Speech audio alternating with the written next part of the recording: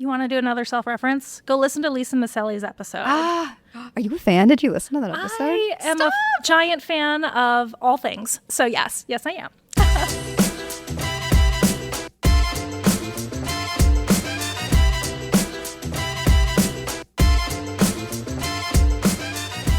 Hello, and welcome back to Journeys to College and Beyond. And it's a mailbag episode, so we're answering frequently asked questions for newly admitted first-year students, and even some submitted from listeners like you. If you want to submit a question for a future episode, see fun behind-the-scenes content, and more, check us out on TikTok at illinois.journeys.pod, and make sure you subscribe to our YouTube channel. That's the Illinois Admissions YouTube channel, so you never miss an episode. And in regards to today's topic, you might be thinking, wow, Maddie, you know so much about admissions. You're going to answer all of our questions for us. And unfortunately, you're wrong. But luckily, I know someone who is very capable of this. We're here with a bona fide pro today on the pod. We have Assistant Director of First Year Admissions with us, Kristin Van Duyne. Welcome, Kristin. Hello. Thanks for having me. Hello. We're so happy to have you. We work together a little bit here and there in the admissions world, but I'm excited to have like a more of a sit-down deep dive with you today. So Kristin, why don't you start off by sharing a little bit about who you are and what you do here at Illinois? Yeah, so like you said, I am the Assistant Director for First Year Admissions, and so that basically means pretty self-explanatory. I kind of oversee first-year admissions. And so that's looking at everything from I train all of our reviewers on how to review applications. I review about 10 billion applications myself each cycle. And then we also work a lot with our athletes, getting them admitted, work through all of the student discipline issues that might come up that students disclose in their applications, work with final materials over the summer, so everything that needs to be submitted with transcripts, test scores, all of that kind of stuff. Do a lot of working as well with our different college partners and making sure that we're kind of on track with what they want, meeting with them over the summer to make sure that we're admitting the students they want us to admit, all that fun stuff. Wow, sounds like a lot. Believe it or not, Kristin's actually being modest because she has worked at Illinois kind of in the admissions realm for most of your professional career, right? Mm-hmm. And what's really kind of rare about you is that you're someone who has worked both on the recruitment and outreach and the operational side of things. Correct, yes. Which is kind of like talking shop a little bit, but just know like Kristin knows her stuff, guys. And I wanted to kind of go through the list of all of the roles that you've held in regard to admissions here because it's super interesting and you've got awesome perspective. So you started out as an I-Star. Mm-hmm. Which our listeners know, especially from season 1 of our show. We had so many I-Stars, aptly named student tour guides who are stars, rock stars, and they're amazing. You were one of them, and you were just telling me before we started that they weren't even called I-Stars. That's true. I'm very old, and so we were just called tour guides back then. We didn't get to be stars until later, but... Do you think it's possible they named it after, like, you and your peers because you did such a good job? I think there's a really good chance that that is where the name came from. Yeah. Definitely not an acronym at all. We're going to roll with that. So, like, started out as an I-Star, as a student, crazy. Moving on to counselor, NSR coordinator, which we'll talk about what that means. And then reviewer, which I don't know if you want to explain a little bit about what that role does and what that means. Yeah, so we have almost an army of people who help us work through all the applications that we get. The past couple of years, we've gotten over 80,000 applications. It takes a lot of people to be able to process those, to review them well and consistently so that we can, review fairly for every student who applies. And so for 13 years, I was a part-time reviewer. And so I just reviewed lots of applications over that time. Wow. It's a super important job. I see why it takes, like you said, an army of people to review. So you've got that going on. Do you still review today? Yeah. Lots of thoughts. I believe you. And then cut to now, Assistant Director of First Year Admissions, which you talked about a little bit earlier. And probably the most impressive and impactful is the role of parent, which is crazy. It is. My daughter is a senior in high school this year. So we are going through admissions on the student parent side as well as the professional side this year. So that's been a fun, different perspective than I'm used to. I can't imagine. I mean, does that like blow your mind that your kid is? A little bit. It's, your Facebook memories come up of your videos from Oh when my she's 2 God. years old and reading you an Elmo book. And then all of a Wild. sudden, here she is like writing gorgeous college essays and getting admitted. And it's crazy. Wild. Was she interested in Illinois? Yeah, so she Makes has sense. kind of narrowed it down to Illinois or Illinois State. We're doing all the visits and the admitted student Oh things. my gosh, and how kind of fun making for you. Final decisions. So, Wow, that is crazy. Wow, well, best of luck with all of that. I'm sure she'll land just right where she needs to be. That's the goal. I hope it's here because we love Illinois so much. Okay, well, why don't you tell us a little bit about your journey to Illinois and kind of thinking back to when you were on that side of things? Yeah, so I applied here as a first-year student, did not end up coming. I got better scholarship offers elsewhere, and so went there and did a couple years out in D.C., ended up not being a great fit for me, and so I ended up coming back to Illinois as a transfer student. And so then Wow. I got to, be a transfer student and kind of get that perspective of things. That experience in DC is also kind of what led me to admissions, though, in that when I was in DC, I had an internship with my congressman. And one of my duties was when constituents came to visit, I gave them tours of the Capitol. And I really liked giving tours of the Capitol. It was really fun. I didn't know this about you. Yeah, I have depth, Maddie. Cool So much job. Kristen lore, love that. And Okay, so continue. when I came to Illinois, I was sitting out on the quad one day with my friend and we saw a tour group go by. And I was like, man, I used to give tours when I had this internship and I really liked it. And I just kind of said it Yeah. in passing. And she's like, oh, well, I know the guy who runs that. Do you want me to find out when they're hiring? I was like, sure, great, why not? Right. And so she got that for you. information, passed it along. I, got hired on as a student tour guide at that point, and that's how I got my start in admissions. Oh my gosh. And you were just in love with it and you never left. Kind of, yeah. Yeah. Aw, so, cool. when I was graduating, I wasn't sure what I wanted to do with my life. And my supervisor at the time was like, we have some open positions. Have you thought about applying? And I was like, I don't know enough to be an admissions counselor. And she was like, you'll be fine. She Yeah. was right.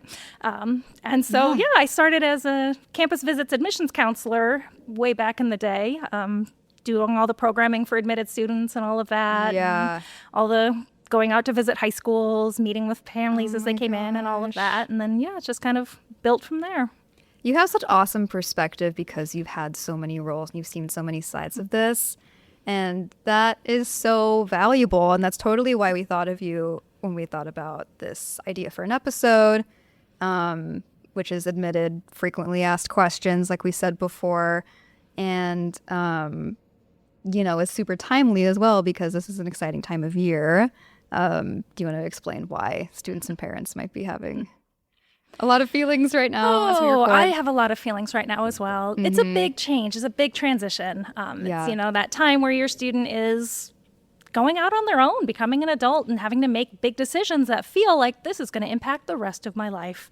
And for a lot of students, it does. Where you end up going for college, that's where you're going to meet people. That's where you're going to take those next steps. That's where you're going to figure out what you want to do in the next couple steps of your life. And so, it's a lot to handle, both Yeah. for your student and for your parents. And so, we are hopeful that we are able to help people kind of through that transition process. That is one of the things I really like about admissions work is that a lot of times people come in and they have a lot of those really strong emotions because it is a big transition time and it is new and it is something they haven't gone through. Or, if your parents went to college, it's been 20 years, things have changed. And they're like, this is not what it was like when I went to college 20 years ago. And so being able to kind of walk with people through that and help them to understand Illinois is a huge place, and there is not one central hub where you can get all of your questions answered, but helping people understand how to navigate the different resources that we have available, the different offices. Like, that's part of what I love about admissions work. Yes. Oh my gosh. And it's like ever evolving, like you alluded to. Yeah. Crazy. And this is especially exciting time of year on the emotion side of things because this episode is coming out on regular decision release day, which is a big, big day. Early action was just a few short weeks ago. So people are finding out where they might be spending the next 4 years, and it's a huge deal. It is. Yeah. And congratulations if you're watching this and you got admitted to wherever you end up going.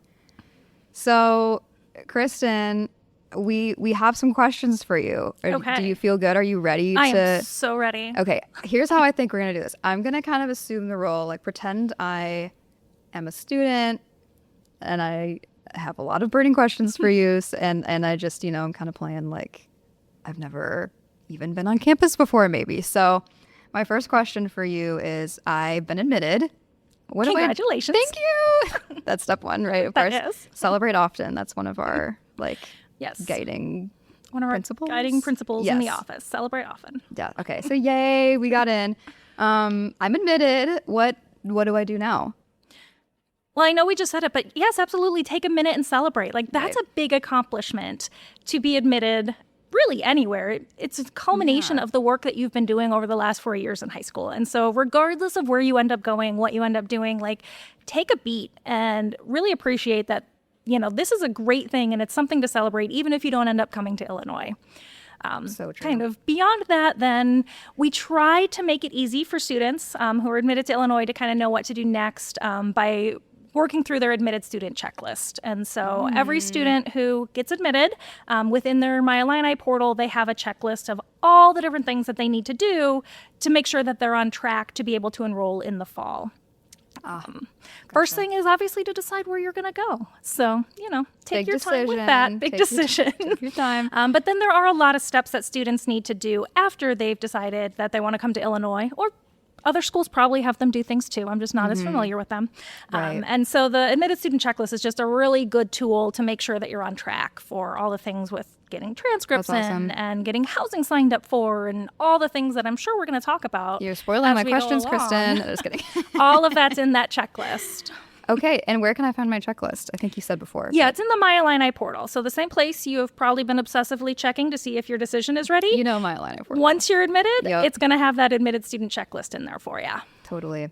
One thing you touched on that I do want to make clear that one of us is an admissions expert, but within the realm of the Illinois admissions side of things. Other schools might work differently. Other institutions may have different rules, different deadlines, different criteria. So just keep that in mind as we rattle through these questions. Okay, so I'm looking at my admitted checklist. Awesome tool. My next question for you is, when is the deadline to accept my offer if I've decided I want to go to Illinois? So you have until May 1st to make that decision. That is the national decision or deadline day so that you can kind of make your decision for all of your schools. There's not a lot of advantage to making that decision super early, so please don't feel pressured to say, I got in, I'm going to accept it today. Like, take your time, look at your options, look at especially like your financial aid offers. That's a huge piece of whether you're going to be able to go to this school versus that school. I know some people worry that if they don't accept right away, they're not going to get into housing, but the housing deadline is after May 1st. We're going to make sure that you get classes, you're going to have somewhere to live. So please accept by May 1st, but Right. don't feel pressured to accept before that. If you know for sure, I want to come here and I can afford this, we've looked at the financial aid package, great, accept it as soon as you're ready. But Gotcha. you've got until May 1st. Okay, perfect. And that's like a national deadline, like you said. So even if I'm looking at other schools, good to know, right? Okay, well, my next question is, so like we've said, obviously I've been admitted. So I've applied, I filled out my applications, my essays, my SRER, all of this stuff. I got in. Yay. Hooray. I'm done, right? Like I don't have to submit any extra stuff. I don't have a... So close, Maddie, so close. Okay, good. Luckily, you go and check Yeah. that admitted student checklist and it'll tell you. But yes, everything in our application process is self-reported. And so for students who then accept their offer and want to enroll, we do verify what was self-reported. So we're going to ask it. for final transcripts from all the institutions that you've attended. Most students, that's just going to be your high school. But if you did take any college coursework, including dual credit coursework while you were in high school, we're going to want those college transcripts as well. Yeah. And then if you chose to apply with test scores, so SAT, ACT, we're going to need official scores to verify what was reported. And then any students who submitted any kind of English proficiency scores, TOEFL, Duolingo, IELTS, anything like that, we're also going to need those official scores sent in. Makes sense. Those are all that's required.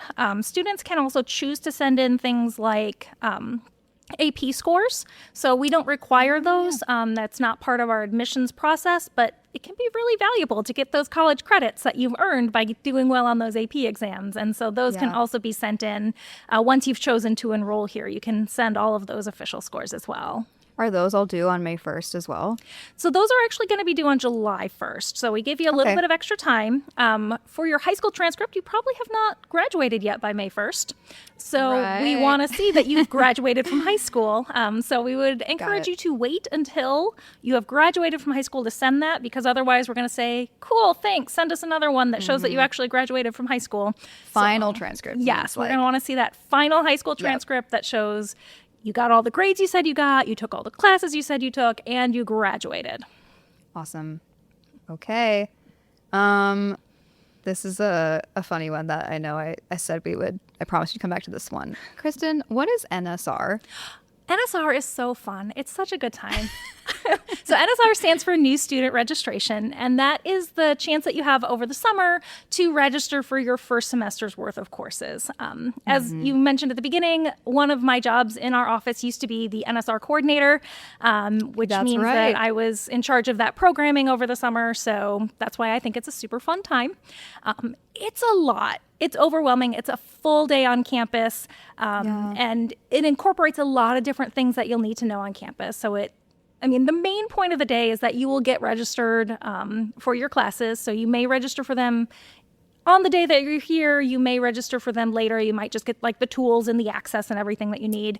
But that's kind of the main goal. But throughout the day, then there are also going to be things where you're going to get to meet with people, hear about maybe housing or financial aid, or you might be able to go do a walk-in appointment at the bursar's office, or whatever it is on campus that you're like worried about, want to go take care of. You're going to have a chance to do a lot of those things. The program is actually shifting a little bit this year. It used to be through admissions. It's now through student affairs. And so I don't know all the fun things they have in store, but I know the person who's running it now, and she is fantastic. Amazing. And so I know it's going to be a great program for that as well. NSR, I remember because as I've said on the show before, I was a student at Illinois.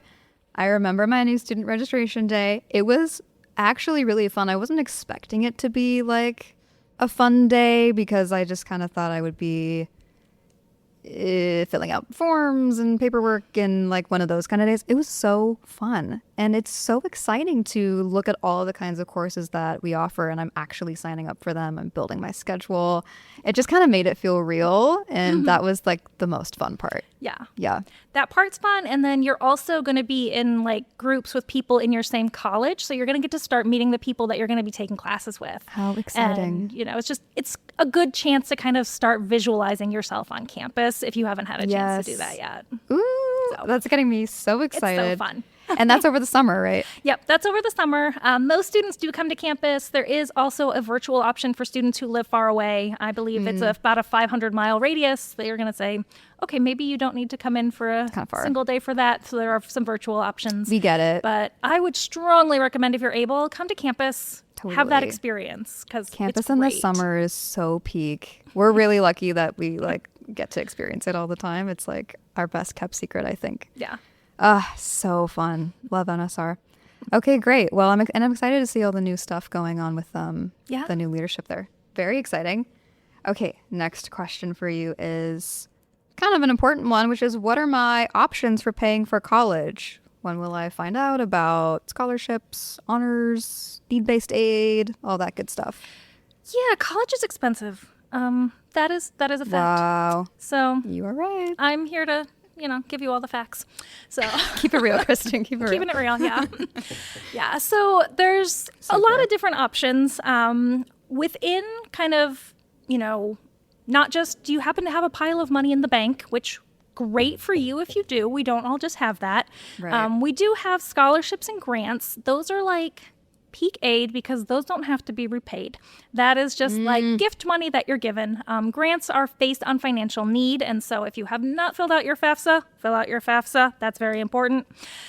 So you're going to want to make sure you do that. The priority deadline is, I believe, March 15th. Don't quote me on that. I don't work for financial aid. But as soon as possible, fill out that FAFSA so that you can get qualified for as much of that need-based aid as you need or as you're able to. Scholarships are going to be based on some kind of achievement. So it might be academic achievement, athletic achievement, talent if you're in a talent-based major, something like that. Some of those do come from the university. Some of those come from the colleges and departments themselves. And so you might get notification in a couple different ways about those. But check your email. You're going to find out about things that way. I will say that those are not as common for first-year students. There are some students who are able to get those. We don't have a lot. There are more scholarships that become available for continuing students. And so if that's something that's important to you, which free money should be important to everybody, that's something that you can always check with your college or your advisor about scholarships that are available for continuing students. And maybe you didn't get anything as a first-year student, but as a sophomore, maybe you can get a little something. So always worth looking into. So if I don't figure it out my first year on campus, there's other opportunities. Absolutely, yeah. Well, that's good to know. Say, as a first year, though, your application for admission is your application for all of those scholarships. So there's nothing extra you need to do. Everything that you've turned in is what will be used for that. So you don't have to worry about missing anything on that front. That's good. So that's kind of your gift aid. That's the, gold star, great stuff. We also do have a lot of loans that are available for students. I'm not going to go into a lot of it because, again, not a financial aid expert, but the financial aid office has people who would be happy to talk to you about it. There's all sorts of different types of loans, subsidized, unsubsidized, parents and students, all of that. If you are awarded loans as part of your financial aid package, you are not required to take them. You can choose to take them. That's going to be up to you. But when you get your financial aid package, if you have questions, financial aid will be super happy to talk to you and help you figure out what you're doing with all that. They're awesome over there. They are. Yeah. The other thing that a lot of students don't always think about in terms of paying for college is employment, that you can get a job on campus. Some jobs are federal work study, which means that they're part of your aid package, that we expect that, you qualify for this aid job. And so that means that the federal government pays part of your salary for the job that you're working. Not all students on campus are federal work study, and they still have lots of jobs. So that's another great thing that students can do on campus to help pay for college is find a job. The financial aid office keeps a virtual job board up that has all the openings across campus. So you can find something that works for your schedule, that meets with your interests.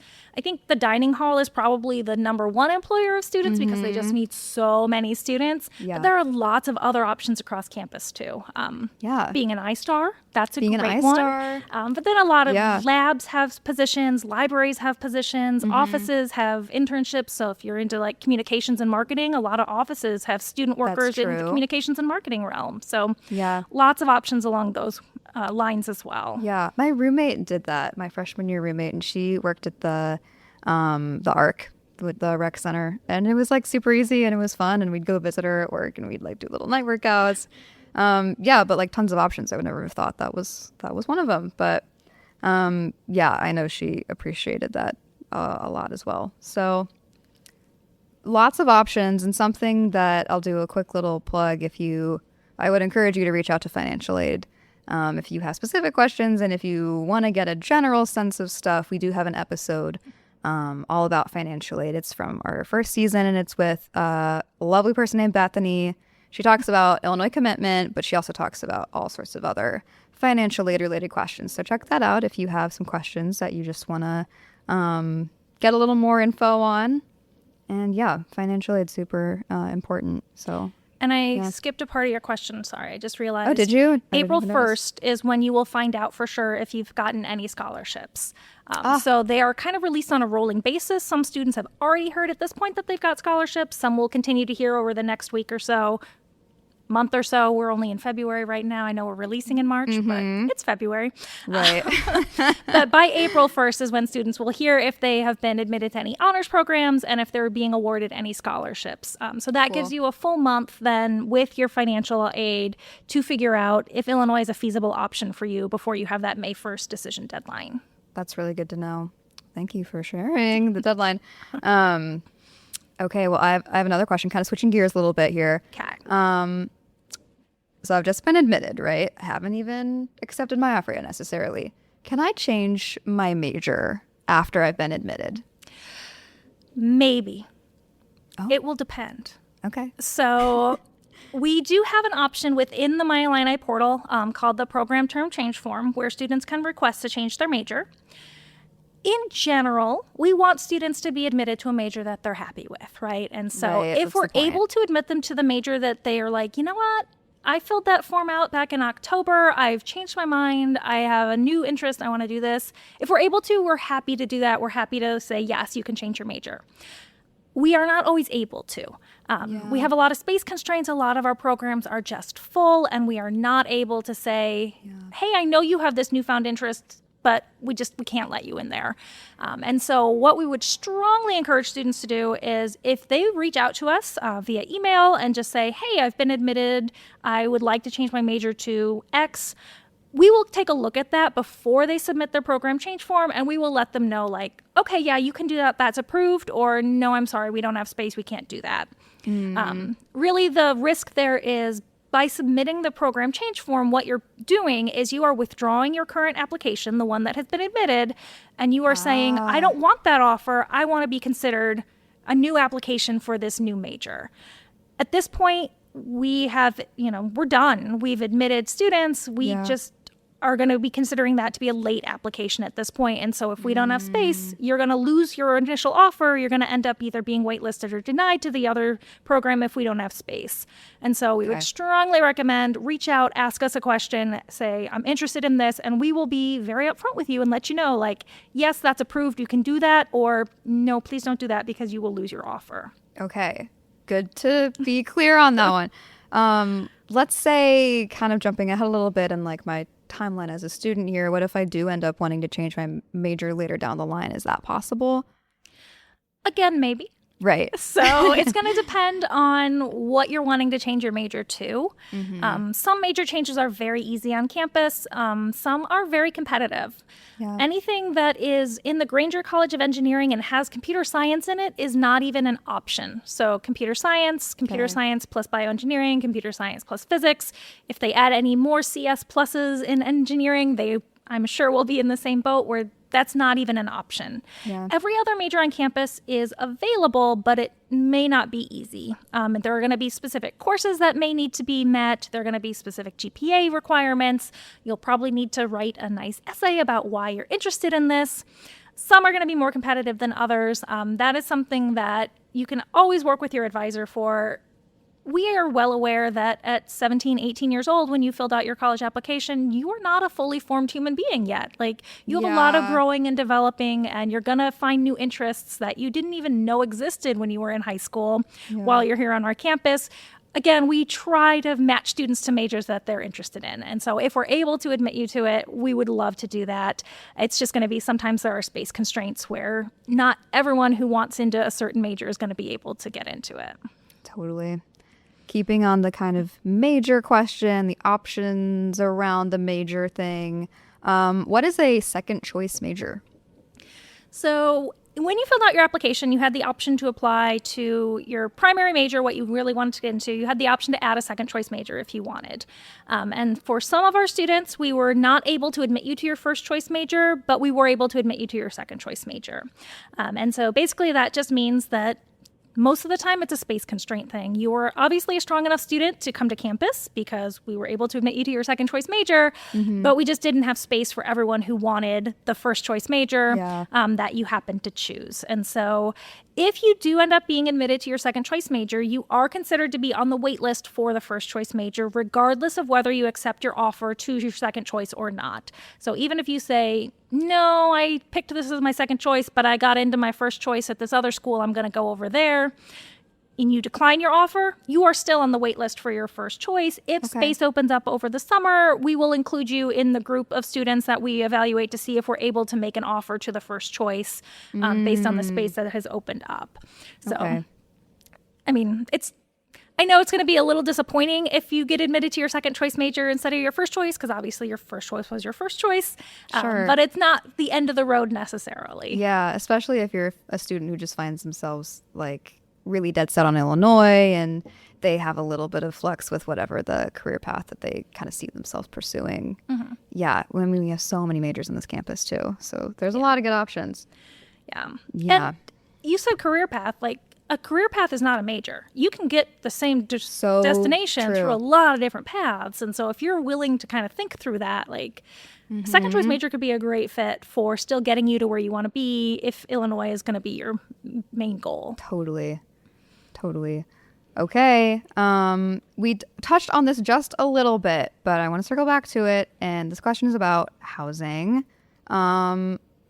Obviously, if I'm newly admitted, I'm thinking about housing options. Where am I going to live? Do I have to live on campus as a first-year student? I'm going to reframe that to you get to live on campus as a first-year Gotcha. student. Which is like totally true. I It's do such think fun it's a place good to live. thing. Not every single student does. We have very limited exceptions, mostly for students who live in the local area who want to be living at home with their parents. That okay. is fine. They can do that. But all other first-year students do have to live on campus. But again, that's part of the experience, right? That's how you make your friends. That's how part you of get it. involved in things, is by being with people all the time. And Yep. so I think it's a great opportunity. And one of the nice things is we do guarantee housing for all first-year students, which is not something that every university is able to do. Wow. And so when I say you get to live on campus, you do. You get to live on campus no live matter on what. You're not going to campus. have to worry about, oh my gosh, I got in and now I have nowhere to live. I'm going to have to Fine. I don't know, pitch a tent Yeah. in a public park or something. Like, we don't have to worry about that because we will have housing for you. Guaranteed. It is guaranteed for your first year, yes. Cool.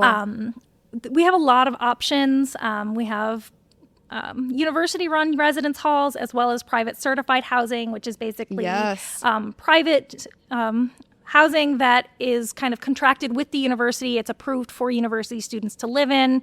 One of the big things is that it offers a dining plan. We do want to make sure that all of our incoming students have food, that, they're not Yes. gonna, starve themselves to death or subsist on ramen, that they are Right. able to have, Which nice, I might do anyway, but that's a choice. shake it up you a little can bit. make. Come to the dining hall sometimes. But we do want to make sure that all students have access to food. Yeah. And so that's a big part of it, is that they all have the dining plan as well. Yeah. And so as a student, then you can kind of choose, do you want to live in university housing? Do you want to live in private certified housing? There are a lot of differences. Some are more apartment style. Some are more the traditional, what you think of as a residence hall with, Yeah. 2 people in a room and a bathroom down the Classic hall. college Lots vibes. of different options. Yes, this could be a whole episode. In fact, it is. And if you want to talk to an amazing iStar who also does a lot of cool stuff with housing, you can listen to our interview from season 1, all about housing with Cyan. So check that out as well. So many self-references today. I love it. Okay, I'm wrapping up to my last 2 questions for you here, Kristin. So Okay. this one, I love this question. How do I know if Illinois is the right fit for me? You want to do another self-reference? Go listen to Lisa Maselli's episode. Are you a fan? Did you listen to that episode? I am a giant fan of all things. So yes, I am. Oh my God, But stop. she does a great job of talking about It was really, really self-reflection and kind of thinking about, who you are as a whole person and how does that fit into a college campus. Yep. And, you're going to be doing more with your college experience than just going to classes. And so what is it that you want to do with your college experience? Do you want there to be 700 student organizations that you can be a part of? If that's important to you, Illinois could be a great fit. If you're like, that sounds terrifying and I don't want that many people in my backyard, Illinois might not be a great fit for you. And so Totally really fair. kind of thinking through, what is it that you want? And, is this a match for you? There's a reason that there are so many colleges that have so many many colleges. different opportunities and different vibes. Yeah. And so I think that's kind of the big thing to figure out, is what is it that you want from that college experience? And then you Yes. can start to look at, our website has so much information about what's available, but you have to know what you're looking for Yeah. that to even be helpful. And then kind of Yeah. seeing, do the things that are important to me seem to match with what's available on this campus? Great advice. And that's an episode with Lisa Massell, and it's called Living Holistically. It's kind of about holistic review, but it's about so much more than that. It's all those things you said and more. Yeah, great episode. So thanks for the plug. Yeah, and great answer. Here's my last question for you, which is, what should I do if I still have questions about my admission? you should 100% call or email the admissions office. We have people who would love to talk to you about this. You may have gotten that vibe that I love talking about admissions. I'm not the only one. Like, we're all like this, where we love to talk to students, we love to talk to families, and we want to help you make the, decision that's right for you, whether that ends up being coming to Illinois or not. We want you to, make the right choice for you and what feels right for you. And so if you have questions, reach out. We are happy to talk to you. Oh my gosh, amazing. Kristin, thank you so much for sharing your knowledge and your expertise with us today. And best of luck to you and your family in the fall, whatever that may have in store. Oh, thank you. You're so welcome. And yeah, just thank you. Come back anytime. Guys, that's all for this episode. And in the meantime, check us out on TikTok at illinois.journeys.pod. Subscribe to our YouTube channel, Illinois Admissions, on YouTube, and we'll see you guys next time. Thanks.